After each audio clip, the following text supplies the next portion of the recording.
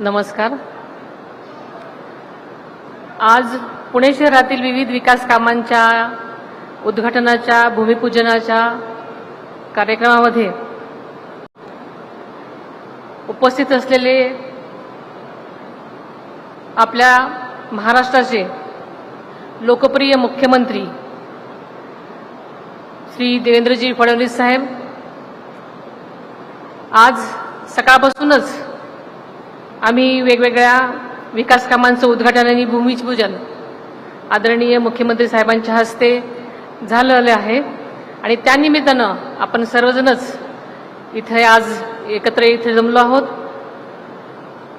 या कार्यक्रमासाठी अजून उपस्थित असलेले केंद्रीय राज्यमंत्री माननीय श्री मुरलीधरजी मोहोळ साहेब, नामदार चंद्रकांतजी पाटील साहेब, महापौर मंजुषाताई नागपुरे, आमदार योगेशजी टिळेकर, आमदार चेतनजी तुपे, आमदार भीमराव अण्णा तापकीर, माजी राज्यमंत्री दिलीपजी कांबळे, माजी आमदार सुनीलजी टिंगरे, माजी आमदार जगदीश मुळीक,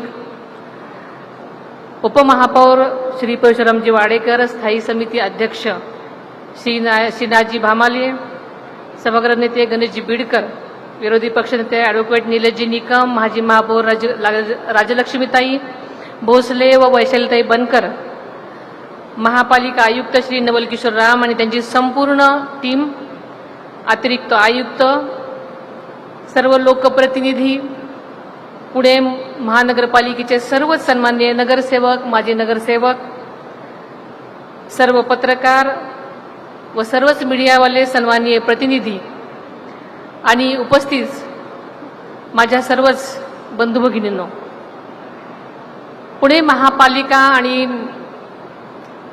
आपुलकी हेल्थ केअर याच्या संयुक्त विद्यमानाने पीपी तत्वावरील देशातील पहिल्या कर्करोग हॉस्पिटलचं उद्घाटन आज माननीय मुख्यमंत्र्यांच्या हस्ते थोड्या वेळापूर्वीच झालं आहे।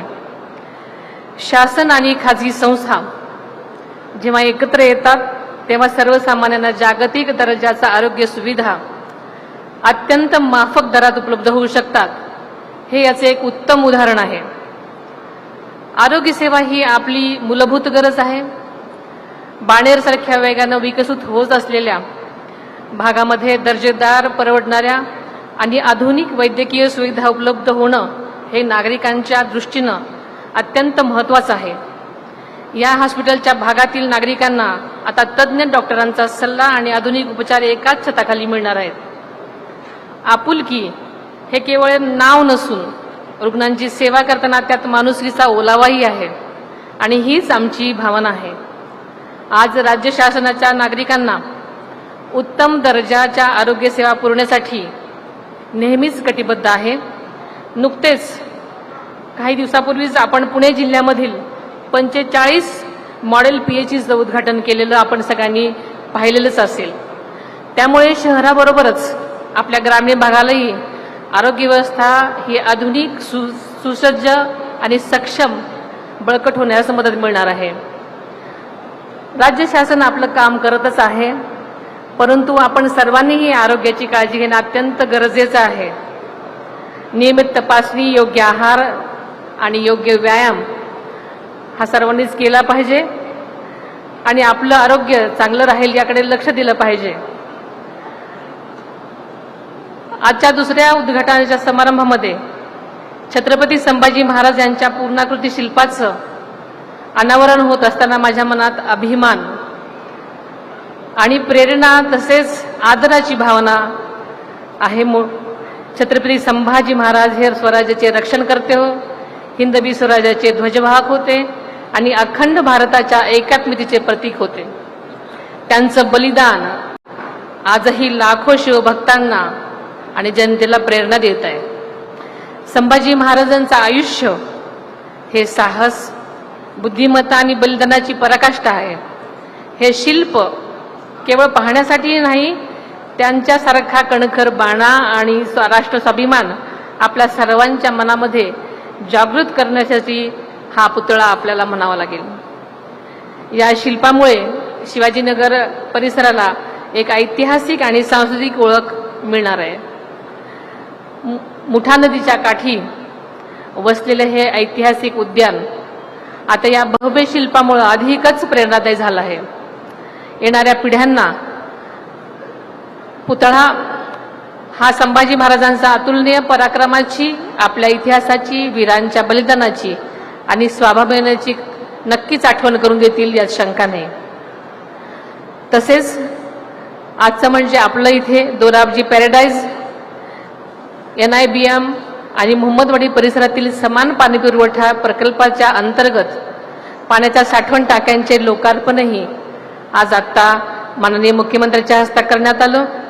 त्याबद्दल मी NIBM आणि मोहम्मदवाडी परिसरातील नागरिकांचं अभिनंदन करते. या 9 टाक्यांमुळे या परिसरातील हजारो कुटुंबांना आता नियमित आणि शाश्वत पाणी पुरवठा होणार आहे. हे केवळ सिमेंट काँक्रीटचे बांधकाम नसून पुणेकरांच्या जीवनमानाचा उंचा दर्जा होणारा हा एक प्रामाणिक प्रयत्न केलेला आहे असं म्हटलं तरी वावगं ठरणार नाही.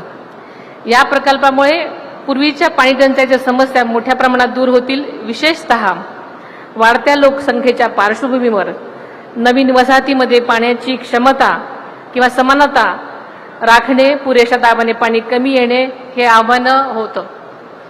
या 9 टाक्यामुळे दाब वाढेल, पाणी गळती कमी होईल आणि प्रत्येक नागरिकाला पाण्याचा न्याय वाटा मिळेल याबद्दल कोणतीही शंका नाही. पण पाणी हे जीवन आहे आणि ते प्रत्येकानेच जपून वापरलं पाहिजे.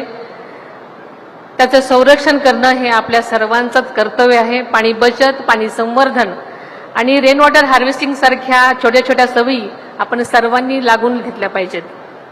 या प्रकल्पामुळे मोहम्मदवाडी परिसरातील रहिवाशांच्या जीवनशैलीमध्ये नक्कीच सकारात्मक बदल होणार आहे, आरोग्य सुधारणार आहे आणि विकासाला नक्कीच गती मिळवून आत्मविश्वास वाढणार आहे.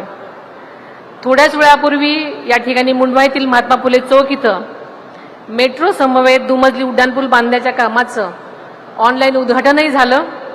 या उड्डाणपुलाचं काम पूर्ण झाल्यानंतर प्रवासाचा वेळ वाचणार असून इंधनाची देखील नक्कीच बचत होणार आहे. आज या कामांचं आपण उद्घाटन व लोकार्पण करत आहोत. त्या सर्व कामावरती आदरणीय दादांचं भूमिपूजनापासून बारकाईनं लक्ष होतं. या कामांना त्यांनी आवश्यक तो निधी उपलब्ध करून दिलेला होता. वेळोवेळी त्यांनी इथे येऊन कामांची पाहणी केलेली आपल्या सगळ्यांना आठवत असेल आणि त्यामधूनच ते प्रगतीचा आढावा घेत असायचे. या कामांच्या माध्यमातून आदरणीय दादांच्या स्मृती सदैव आपल्या हृदयात जागृत राहतील. कुठलंही काम करताना ते गुणवत्तापूर्वक व्हावं आणि दर्जेदार झालंच पाहिजे असा आदरणीय दादांचा नेहमीच आग्रह असायचा. एखादा प्रकल्प किंवा वास्तू उभारत असताना गुणवत्तेबरोबरच त्यांची पुढील 15-20 वर्षाची देखभाल दुरुस्ती कशा प्रकारे होईल त्यांची आतापासूनच व्यवस्था करून ठेवली पाहिजे असा ते नेहमीच म्हणायचे. आज भूमिपूजन झालेली कामं तशाच प्रकारची होतील अशी मी अपेक्षा करते. परवाच जिल्हा नियोजन समितीची बैठक घेण्यात आली. जिल्ह्यात 2026-27 च्या आर्थिक विकास वर्षासाठी 1,472 कोटी रुपयांचा निधी आम्ही अर्थसंकल्पित केलेला आहे. आदरणीय मुख्यमंत्री महोदयांच्या सहकार्यामुळं आणि मार्गदर्शनामुळं जिल्ह्यातील प्रकल्प अधिक वेगाने पुढे सुरू आहेत. यापुढेही देखील विकासाच्या कामासाठी निधीची कसलीही कमतरता भासू दिली जाणार नाही असं मी आदरणीय मुख्यमंत्री साहेबांच्या समोर सांगते. या तिन्ही प्रकल्पांसाठी रात्रंदिवस मेहनत घेणाऱ्या अभियंत्यांचे, अधिकारी, कर्मचारी, डॉक्टर, कामगारांचे, शिल्पकारांचे आणि या प्रकल्पाच्या संबंधित सर्व यंत्रणांचं मी मनपूर्वक अभिनंदन करते. या सर्व प्रकल्पांमुळे शहराच्या नागरिकांच्या आरोग्यविषयक सुविधा अधिक सक्षम होतील आणि मूलभूत नागरी सुविधांचा दर्जा उंचावून पुणे शहराच्या वैभवात नक्कीच भर पडेल असा विश्वास व्यक्त करते. मला या कार्यक्रमासाठी महापौरताईंनी मला बोलवलं त्याबद्दल मी मनपूर्वक त्यांचे आभार मानते. धन्यवाद. जय हिंद, जय महाराष्ट्र.